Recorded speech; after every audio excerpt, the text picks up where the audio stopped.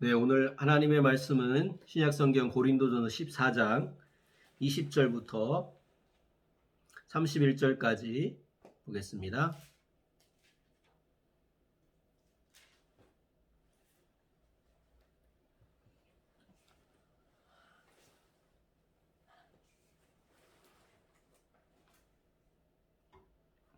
우리 함께 읽겠습니다. 시작.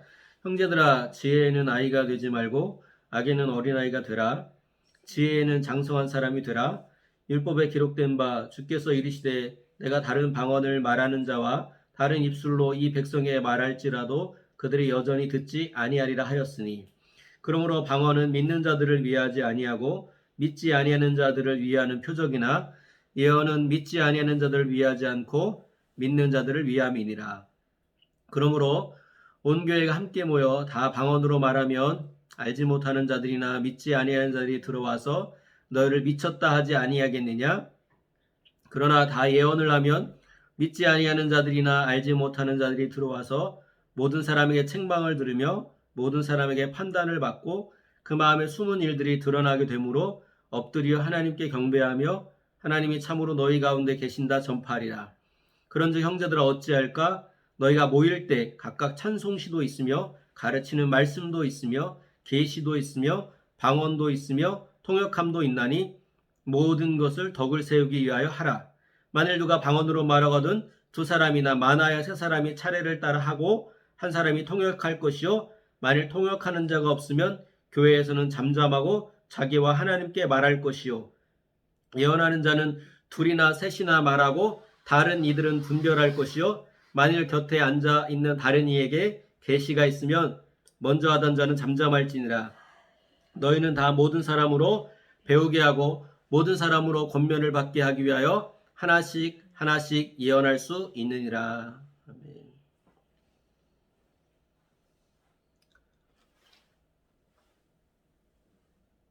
오늘 하나님의 말씀은 제목은 안전주의의 함정이라는 제목으로 하나님 말씀 나누도록 하겠습니다.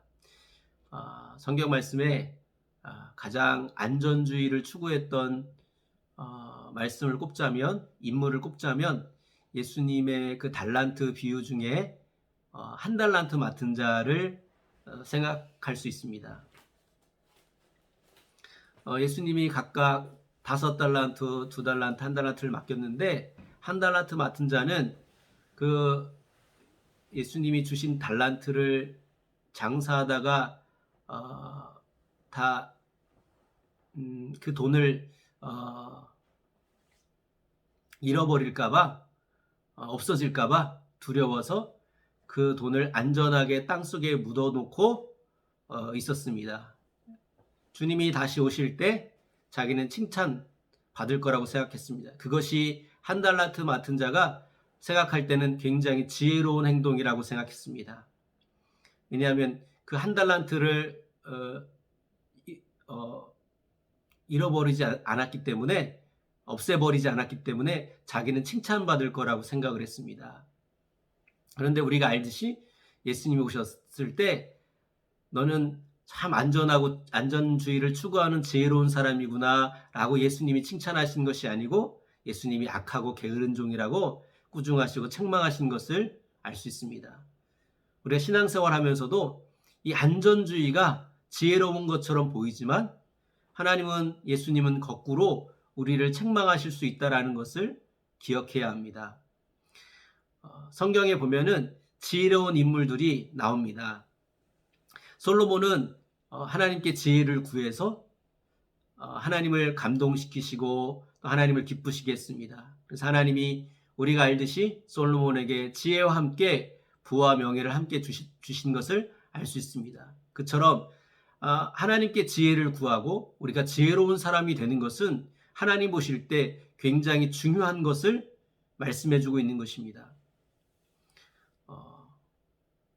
잠언에 보면은 현숙한 아내에 대한 이야기가 나옵니다. 현숙한 아내를 칭찬하면서 그 아내, 지혜로운 아내는 가정을 세운다.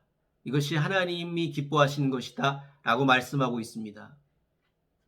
신약에 나오면 초대교회 때 사도들이 하나님의 말씀을 전하고 기도하는 일에 전무하다가 구제하는 일로 가난한 사람들을 섬겨야 되는데 그들이 그런 일들을 조금 문제가 생기자 지혜롭고 성령 충만한 7 집사님을 뽑는 말씀이 나옵니다. 집사님을 뽑을 때 교회에서 그들에게 직분을 줄 때 어떤 조건을 가지고 뽑았습니까? 지혜로운 사람을 뽑은 것이죠. 왜냐하면 지혜를 가진 사람만이 교회 일을 처리할 때 문제를 만들지 않고 교회를 세우는 방식으로 일하기 때문에 그렇습니다. 사도 바울은 구약에 먹지 말라고 하는 음식을 우리가 복음을 통하여 믿음을 통해서 먹을 수 있게 되었지만 믿음이 약한 사람들이 있으면 차라리 그 하나님이 먹지 말라고 하는 율법의 금한 음식들을 먹지 않는 것이 지혜롭고 그것이 형제를 위해서 믿음이 연약한 지체를 위해서 좋은 것이다 라고 말합니다. 오늘 말씀에는 이 성령의 은사에 있어도 우리가 지혜가 있어야 된다고 사도 바울이 이야기하면서 지혜의 어린아이가 되지 말고 지혜의 장성한 사람이 되라고 말씀하십니다. 그러면서 이 지혜의 장성한 사람은 어떤 생각을 갖게 되냐면 성령의 은사 중에 방언의 은사와 예언의 은사가 각각 어떤 목적을 가지고 하나님이 우리에게 주셨는지를 알게 된다라는 것을 사도 바울이 말씀하고 있습니다. 그러니까 방언의 은사를 주시고 예언의 은사를 주셨는데 내가 방언의 은사를 받았다고 아무렇게나 사용하고 예언의 은사를 받았다고 아무렇게나 사용하는 것이 아니라는 것입니다. 그래서 성령의 은사를 받은 사람은 지혜를 가지고 사용해야 하는 것을 말씀하고 있습니다. 오늘 우리가 읽은 말씀 중에 고린도 14장 21절, 22절 말씀을 같이 보겠습니다. 시작. 율법에 기록된 바 주께서 이르시되 내가 다른 방언을 말하는 자와 다른 입술로 이 백성에게 말할지라도 그들이 여전히 듣지 아니하리라 하였으니 그러므로 방언은 믿는 자들을 위하지 아니하고 믿지 아니하는 자들을 위하는 표적이나 예언은 믿지 아니하는 자들을 위하지 않고 믿는 자들을 위함이니라. 사도 바울이 너희가 지혜의 어린아이가 되지 말고 장성한 사람이 되라고 말씀하시면서 바로 이어서 이사야 28장 11절에 있는 말씀을 지금 인용하면서 이 방언은 구약에서 어떻게 사용되어 있는지를 바울이 상기시키고 가르치는 말씀으로 이 이사야 28장 11절의 말씀을 인용합니다. 이 말씀은 배경은 무엇이냐면 북이스라엘과 남유다가 하나님의 말씀을 지키지 않고 하나님을 떠나고 우상을 섬기고 하나님을 경외하지 않는 그런 일들이 반복적으로 일어나자 하나님이 그들을 심판하시려고 하셨습니다. 그때 하나님을 떠나고 우상을 섬기는 그 하나님의 백성들을 심판하실 때 누구를 통해서 심판하시냐면 외국인 아수르와 바벨론이라는 외국인을 통해서 이스라엘 백성들을 심판하시겠다고 하는 이야기입니다.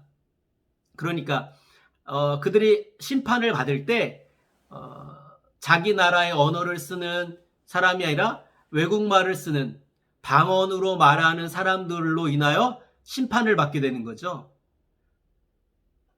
그러니까 방언이라는 것은 22절 말씀처럼 방언은 믿는 자들을 위하지 아니하고 믿지 아니하는 자들을 위하는 표적이다. 이렇게 말씀하시죠. 그러니까 이거는 좋은 뜻이 아닙니다. 부정적인 의미의 뜻이에요. 하나님을 제대로 믿지 않는 이스라엘 백성들을 하나님이 심판하실 때 그들은 무슨 소리를 들었다고 그랬어요? 방언을 들었다고 그랬습니다. 그러니까 방언은 하나님의 심판을 받을 때 우리가 듣는 사인, 표적이라는 뜻이에요. 부정적인 의미입니다. 좋지 않은 것이에요. 반대로 예언은 누가 했습니까?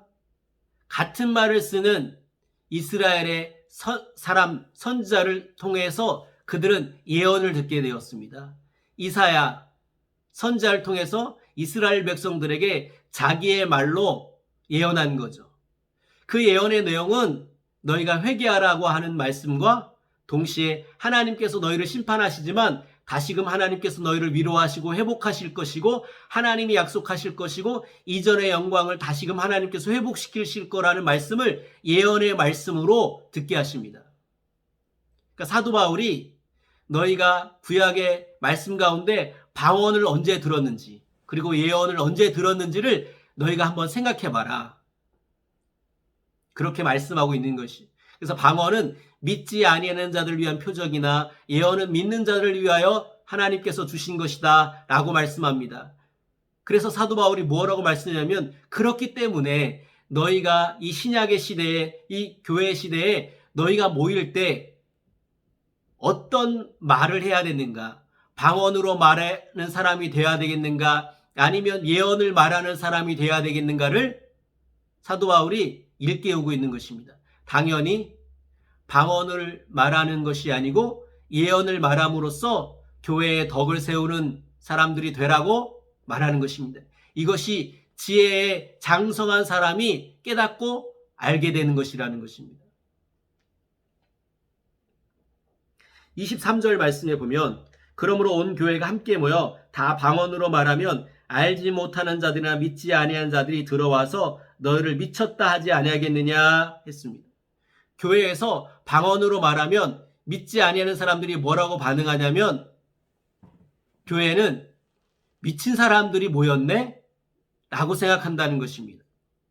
근데 반대로 24절과 25절 말씀을 보면 그러나 다 예언을 하면 믿지 아니하는 자들이나 알지 못하는 자들이 들어와서 모든 사람의 책망을 들으며 모든 사람에게 판단을 받고 그 마음에 숨은 일들이 드러나게 되므로 엎드려 하나님께 경배하며 하나님이 참으로 너희 가운데 계신다 전파하리라. 아멘. 교회 안에서 믿지 않은 사람들이 들어왔는데 방언으로 말하면 그 사람들의 반응은 교회는 미친 사람들이 모였구나. 알아듣지 못하는 말로 말하고 있어. 다시는 교회 가지 말아야 되겠다. 나도 미칠 수 있어. 이렇게 방언은 그런 반응을 일으키게 된다는 것이. 근데 반대로 예언을 하면 믿지 않은 사람들이 들어와서 자기의 마음 가운데 숨은 죄악들을 예언하는 사람들이 말하는 것이에요. 그걸 듣고 깜짝 놀라는 것이에요. 그러면서 그들이 생각하는 것은 교회에는 하나님이 계시나 보다. 어떻게 내가 숨어있는 내 가까운 사람들도 알지 못하는데 숨어있는 이 죄들을 어떻게 알지? 저 사람이 어떻게 알지? 하나님이 계시나 보다. 나 하나님 믿어야 되겠다. 하나님이 계시면 나 이제 똑바로 살아야 되겠다. 그런 결심을 불러일으킨다는 것입니다. 그러니까 예언은 믿는 사람이건 믿지 아니하는 사람들이건 교회 안에 왔을 때 예언을 하면 이렇게 믿지 아니하는 사람들은 믿게 만들고 믿는 사람들은 소망을 갖게 만들고 위로를 통하여 다시금 하나님의 약속을 붙들게 하는 소망의 열매를 갖게 하는 것이기 때문에 너희는 방언으로 말하지 말고 예언하는 사람이 되라고 사도 바울이 말씀하고 있는 것입니다.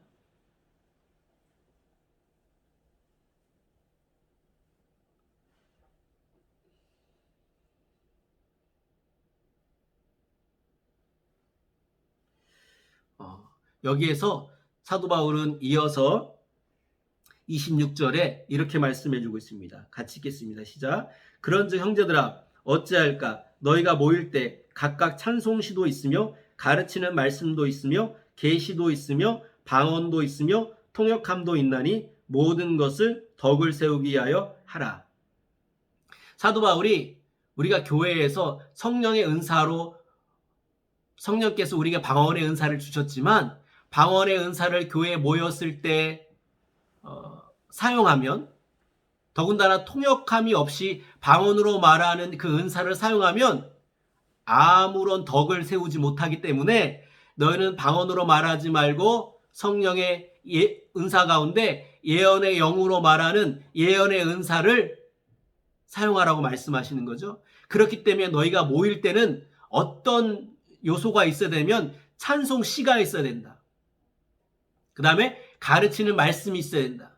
그 다음에 계시가, 여기서 말하는 계시는 예언을 말하는 거죠. 예언이 있어야 된다. 그리고 통역함이 있으면 방언도 있어도 괜찮다. 그러나 통역하는 사람이 없으면 방언으로 말하는 것은 교회에서 하지 말라라고 말씀하시는 것이.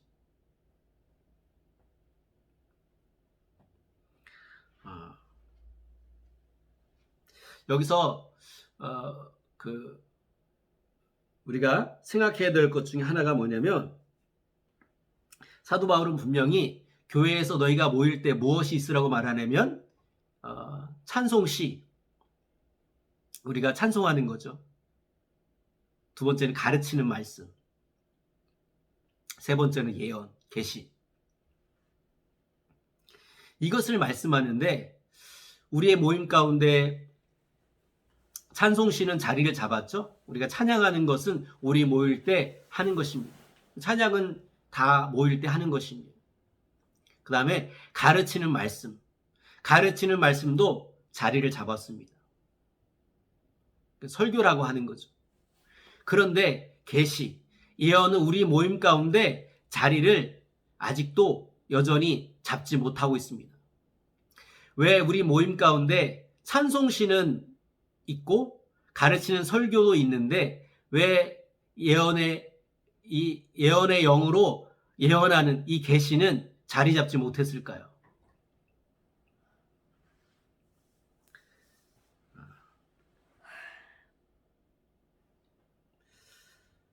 전 두 가지를 생각해 보는데, 하나는 여기서 말하는 계시와 예언을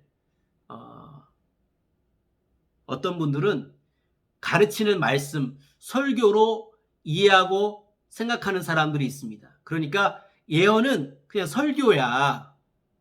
그러니까 설교하는 것이 예언이야. 그래서 여기서 예언을 설교라고 함으로써 예언이 우리 모임 가운데 자리 잡지 못하게 된 것이죠. 그러나 설교는 사도 바울이 모일 때 가르치는 것 안에 들어가는 것입니다. 가르치는 것이 설교예요. 계시는, 예언은 설교가 아니라고요. 설교와 구별되는 것이죠. 또 하나는 왜 예언이, 계시가 우리 모임 가운데 자리 잡지 못했는가를 생각할 때 가장 중요한 것은 두려움 때문에 그렇습니다. 또는 불편함 때문에 그렇습니다. 가르치는 말씀은 성경을 가지고 가르치고, 그리고 성경을 펴놓고 성도들이 그 설교를 듣게 됩니다. 그러니까 뭔지 자기들이 그 설교를 하는 목사님이 하나님의 말씀을 할 때 성경을 가지고 얘기하고 그 성경책을 자기도 보고 듣기 때문에 좀 더 뜬구름이 아니고 좀 자기 눈으로 확인할 수 있고 볼 수 있기 때문에 좀 그건 정확하다, 문제가 덜하다, 이런 생각을 갖게 되는 것이에요. 그런데 이 성령으로, 예언의 영으로 말할 때 눈에 뭔가 보이는 게 아니잖아요. 그러니까 정확하지 않다라는 것이. 그렇기 때문에 문제가 생길 수 있고 오류가 있을 수 있고, 그렇기 때문에 우리 모임 가운데 이렇게 부정확할 수 있는 예언의 영으로 예언하는 거나 계시는 자꾸 배제시키는 것이.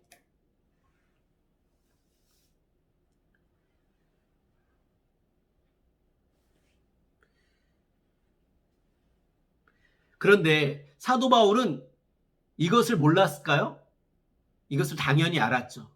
설교도 하지만 가르치는 말씀을 주지만 너희가 예언을 하라고 말씀하시면서 사도 바울이 이어서 무엇이라고 말씀하냐면 29절과 30절을 보겠습니다. 시작. 예언하는 자는 둘이나 셋이나 말하고 다른 이들은 분별할 것이요. 아멘. 예언하는 자는 둘이나 셋이나 말하고 다른 이들은 분별할 것이요. 그러니까 사도 바울이 말할 때 너희 모임 가운데 계시가 있고 예언이 있으면 아멘해. 그냥 무조건 받아들여. 이렇게 말하지 않고 그 예언이, 그 계시가 정말 성령으로부터 왔는지 아니면 예언하는 자기로부터 말하는 것인지 아니면 악한 영으로부터 왔는지 너희는 분별해야 돼 라고 사도 바울이 이야기하는 것이. 사도 바울은 지혜가 충만한 사람이거든요. 그러면 왜 이렇게 불편하게 오류가 있으면 오류가 있는 것은 모일 때 안 하는 게 정상 아니야? 라고 생각할 수 있는데 사도 바울은 그럼에도 불구하고 예언하는 사람이 있으면 예언은 하게 냅두고 너희들은 분별해. 그러나 맥시멈 2명과 3명을 넘어서 모임 가운데 예언은 하지 마.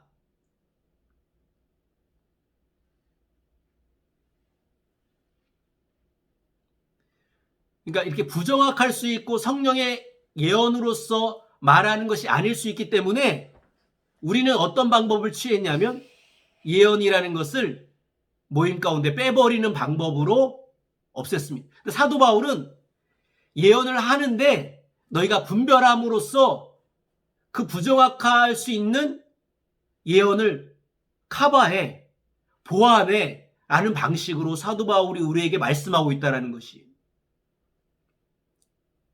누가 더 지혜로운 것일까요? 우리도 지혜로울 수 있지만 사도 바울보다 지혜롭지 않으니까 우리 사도 바울이 말하고 있는 방식대로 예언하고 분별하는 방식으로 이 문제를 극복해야 하는 것이죠.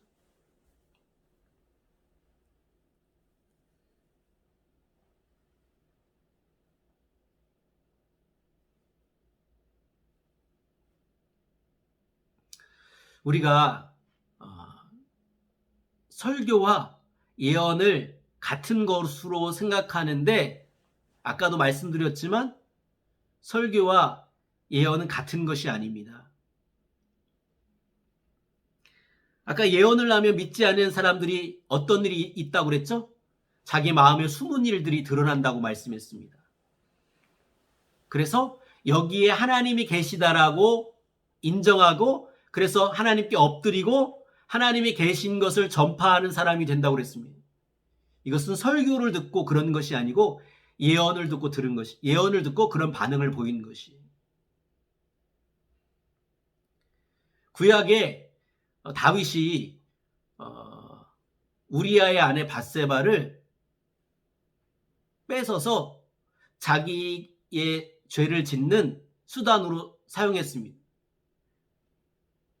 그것이 들킬까 봐 두려워서 자기에게 충성스러운 우리아 장군을 전쟁터 맨 앞에 서서 싸우게 하고 그래서 죽게 만들었습니다. 다윗만 알고 있는 거죠. 그 죄를 다윗만 알고 있는 것. 그런데 다윗 앞에 누가 옵니까? 나단 선지자가 옵니다. 그리고 나단 선지자가 다윗에게 예언합니다. 이야기를 하죠. 그 이야기를 듣고 다윗이 어떻게 합니까? 하나님이 나단 선지자를 통해서 자기의 숨어있는 이 죄를 드러내고 있구나 하는 사실을 다윗이 깨닫고 엎드려 하나님께 금식하면서 회개하는 것을 볼 수 있습니다. 단순히 설교가 아니라고요. 예언으로서 다윗이 숨기고 싶은 그 죄를 나단 선지자가 예언을 통하여 성령의 예언을 통해서 드러내는 것입니다.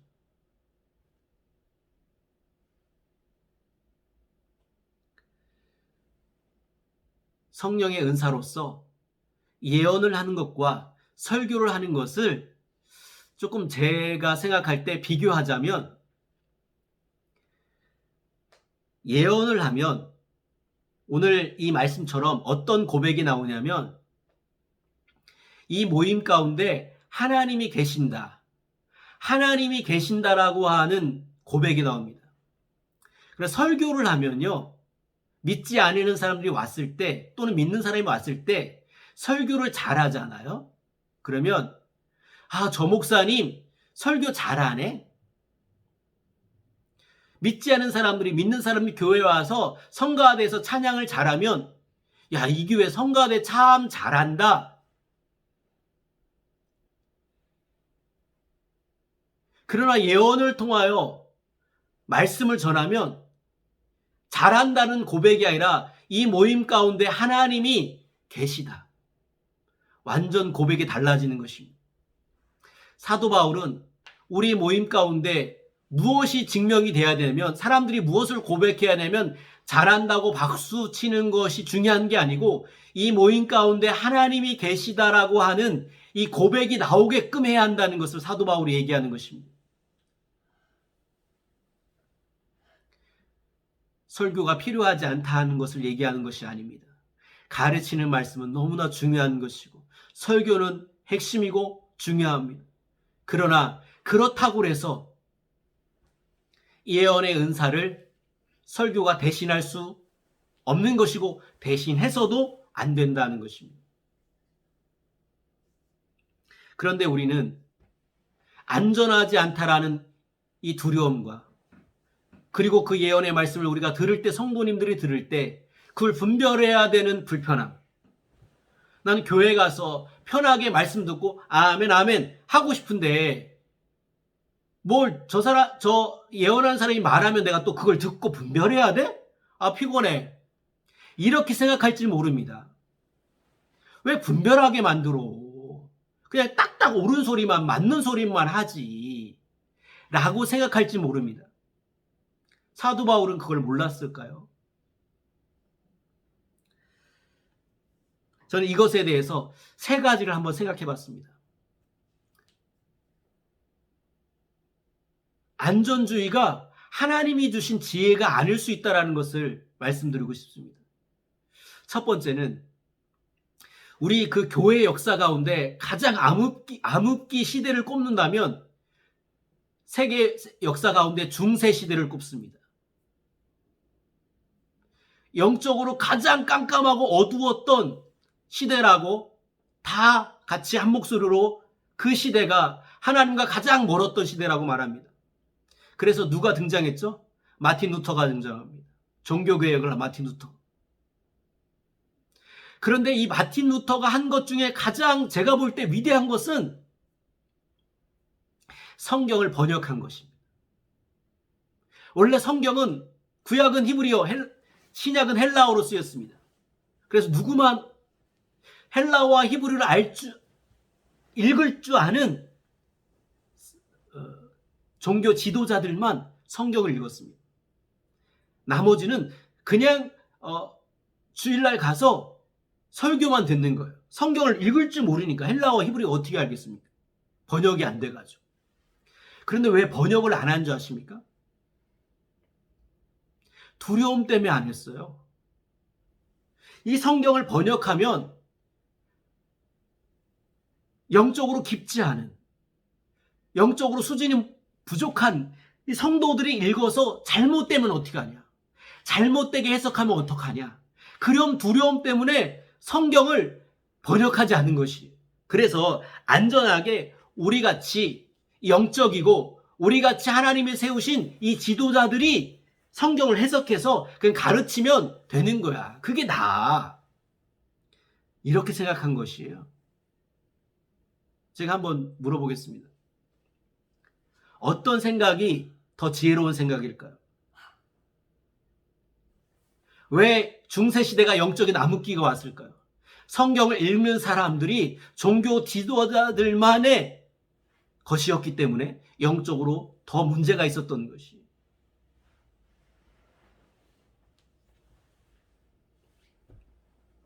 물론 성경을 사람들이 다 읽을 수 있게 되므로 이단도 등장하죠. 그렇다고 해서 성경을 번역하지 않고 일부 사람들만 읽을 수 있는 성경으로 남는 것이 지혜로운 생각이라고, 안전한 생각이라고 말할 수 있는 사람이 있겠습니까?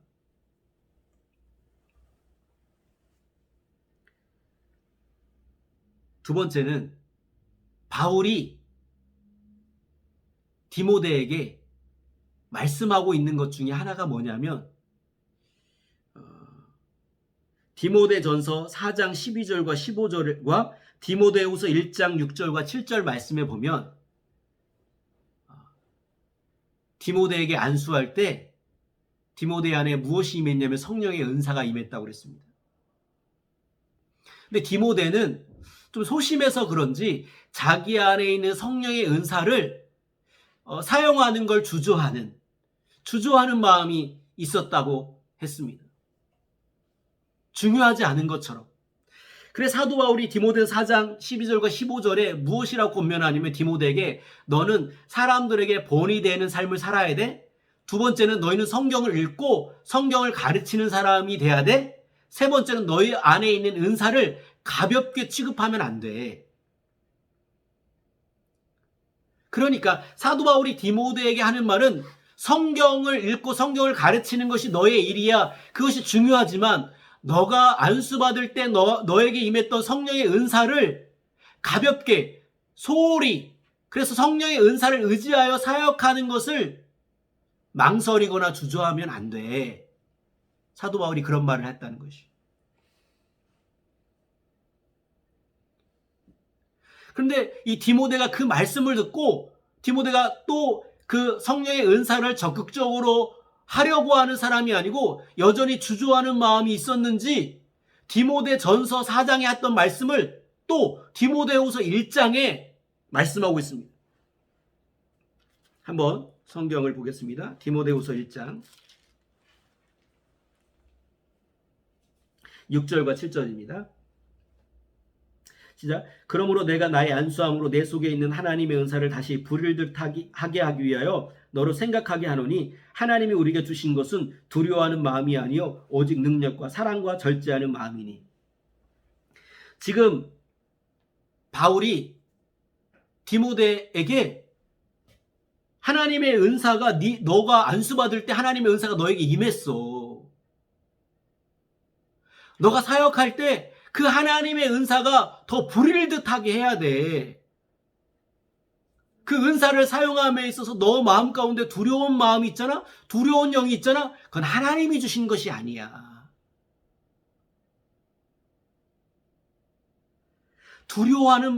여기서 두려워하는 마음이라는 것은 헬라어로 두려워하는 영이거든요.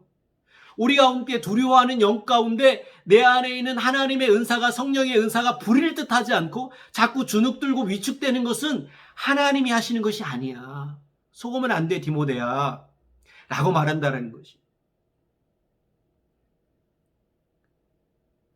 우리도 하나님의 은사가 부릴 듯 해야 되는데 여전히 디모데처럼 그런 말을 듣지만 여전히 위축하고 하나님의 은사로 말하는 것에 대해서 주저하는 것이 있다는 것이 두려움 때문에.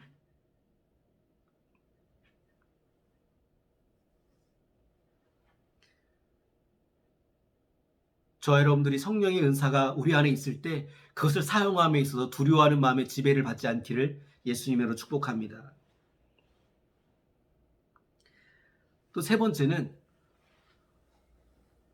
한번 생각을 해봐야 되는데 여러분 우리 성도의 그리스도인의 신약의 삶을 한마디로 말하면 어떤 삶일까요?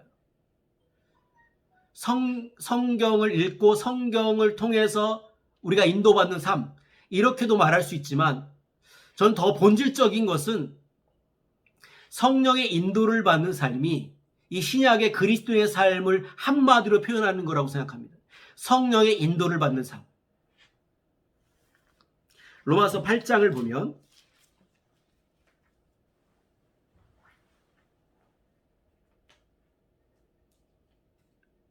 8장 4절 이하를 보겠습니다.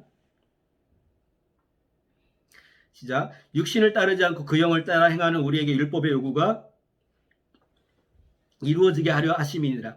육신을 따르는 자는 육신의 일을, 영을 따르는 자는 영의 일을 생각하나니 육신의 생각은 사망이요 영의 생각은 생명과 평안이니라. 육신의 생각은 하나님과 원수가 되나니 이는 하나님의 법에 굴복하지 아니할 뿐 아니라 할 수도 없습니다. 육신에 있는 자들은 하나님을 기쁘시게 할 수 없느니라. 12절 이하를 보겠습니다. 그러므로 형제들아 우리가 빚진 자로 돼 육신에게 져서 육신대로 살 것이 아니니라. 너희가 육신대로 살면 반드시 죽을 것이로되 영으로서 몸의 행실을 죽이면 살리니 무릇 하나님의 영으로 인도함을 받는 사람은 곧 하나님의 아들이라. 너희는 다시 무소하는 종의 영을 받지 아니하고 양자의 영을 받았으므로 우리가 아빠 아버지라고 부르지니라. 성령이 친히 우리 영과 더불어 우리가 하나님의 자녀인 것을 증언하시나니. 사도 바울 로마서 8장에서 성도의 삶은 하나님의 영의 인도를 받아서 살아가는 삶이라고 말합니다. 그러면서 우리는 육신의 생각으로 살지 않고 성령의 생각으로 살아야 한다고 말씀합니다. 생각해 보십시오. 성령님의 생각이 우리 안에 왔을 때 이게 성령님의 생각인지 내 생각인지 마귀가 주는 생각인지 무엇이 필요합니까? 분별이 필요하죠? 그런데 이렇게 개인적인 그리스도의 삶 가운데 분별하려면 어디서 이 분별의 훈련을 받아야 되겠습니까? 우리가 교회로 모였을 때, 지체와 지체가 모였을 때, 어떤 지체에게 성령의 예언의 영으로 예언할 때 우리는 그 예언을 듣고 그 말을 듣고 분별하는 것입니다. 그래서 우리가 이 분별의 능력이 키워지고 그리고 나 자신 스스로도 성령이 우리 안에 주시는 이 감동과 계시와 생각과 음성들에 대해서 우리가 훈련되어질 때 우리 개개인의 성도의 삶 가운데도 성령의 인도를 받는 삶이 되는 거지, 교회에서 훈련받지 않으면 어떻게 개인적으로 이 성령의 인도를 받는 삶을 살겠어요? 안 되는 겁니다. 그래서 우리 그리스도인의 삶은 성령의 인도를 받는 삶을 살아야 되는데, 삶 가운데, 세상 가운데 그 삶을 살아야 되는데 이게 성령의 인도인지 어떻게 분별하고 훈련되어질 수 있습니까? 교회에서 훈련하는 것입니다. 나 이렇게 분별됐는데 형제님, 자매님은 어떻게 분별됐습니까? 물어보면서, 그러면서 이 영적인 분별력을 말씀을 통해서 더 정확하게 깨닫는 법을 배워나가는 것이에요.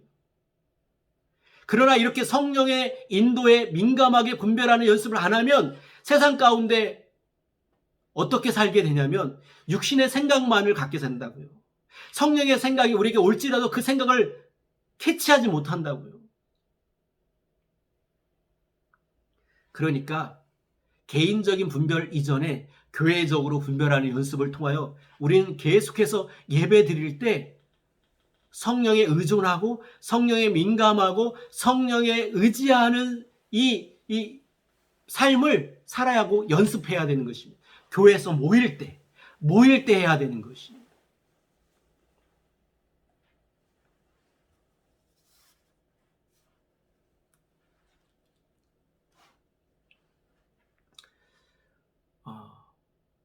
우리가 안전하게 교회가 되기 때문에 찬송시만 있고 가르치는 말씀만 있고 예언을 빼고 통역과 방언과 통역함이 있어도 그걸 빼고 그러면 어떤 문제가 생기냐면, 교회에 모일 때 사도 바울이 고린도 교인들 가운데 말하고 있는 너는 질서를 지켜야 돼, 너는 품위 있게 해야 돼, 이런 말씀이 우리에겐 필요가 없어요. 왜냐하면 우리는 절차가 있거든요.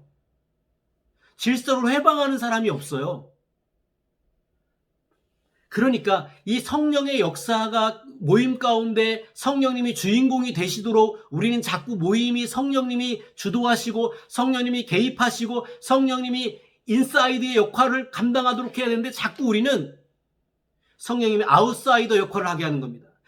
성령님이 아웃사이더로서 우리가 모임 가운데 찬송하면서 우리가 가르치는 말씀 가운데 설교를 들 때 성령님이 임재하시면 좋고, 이렇게 좀 더 적극적이고 좀 더 사모하는 것이 아니라 우리가 설교를 듣다가 또는 찬양을 하다가 성령님이 임하시면 땡큐, 이렇게 어쩜 보면 이게 수동적인 자세를 갖게 되는 것이, 사도 바울이 말할 때 너희가 영적인 것을 더 사모하라고 말하고 있다는 것을 기억해야 됩니다.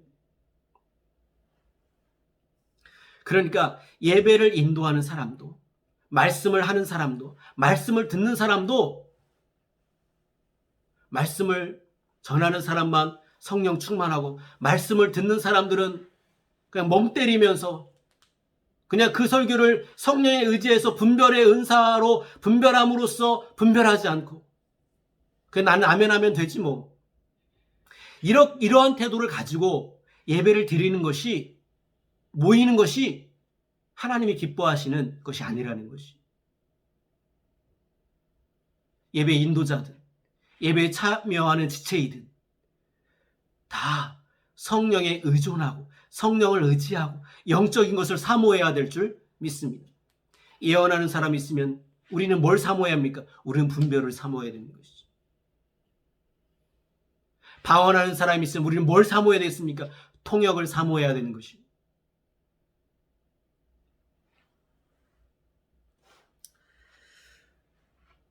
우리는 이 모임에 익숙한 것, 편한 것을 성경적인 것보다 더 선호할 줄 모릅니다.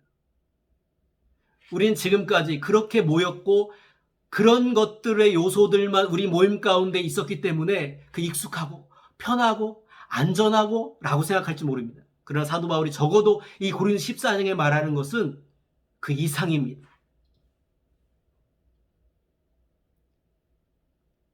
사도 바울이 말하고 있는 고린도 14장의 말씀을 내 말씀, 내 복음, 내가 만든 말씀, 사도 바울의 말씀이 아니고 내가 생각하는 말씀, 뺄 건 빼고 모임 가운데 예언은 빼고 통역도 빼고 방언도 빼고 안전하게 찬송과 가르치는 걸로 하면 그것은 내 말씀이에요. 말씀을 빼지 말라고 했는데 빼는 것이에요. 사도행전 2장 16절과 18절을 함께 보시겠습니다.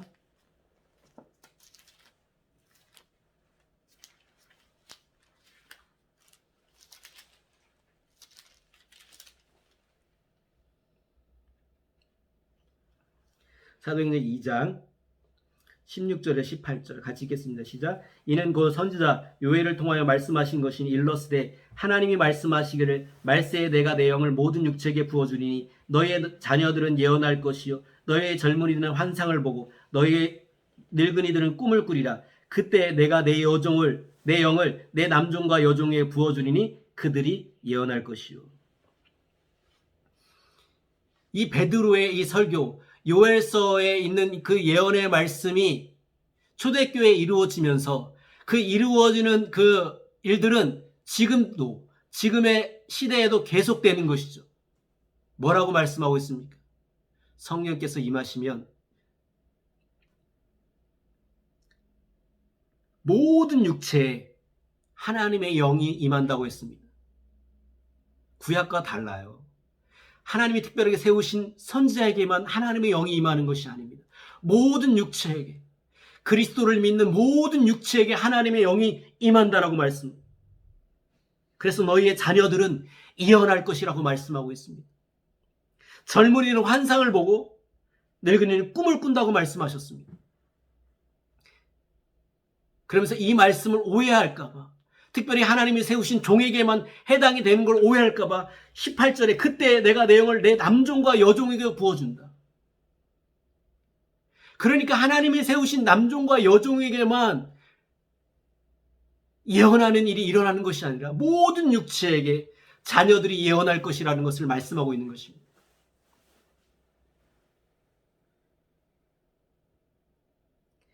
이러한 시대가 지금이라는 것이, 이러한 것이 우리의 모임에 있는 것이 하나님의 뜻이고 하나님의 약속이고 새 언약의 핵심적인 약속이고 성령님께서 우리 모임 가운데 인사이드 안에 중심이 되기를 원하신다는 것입니다.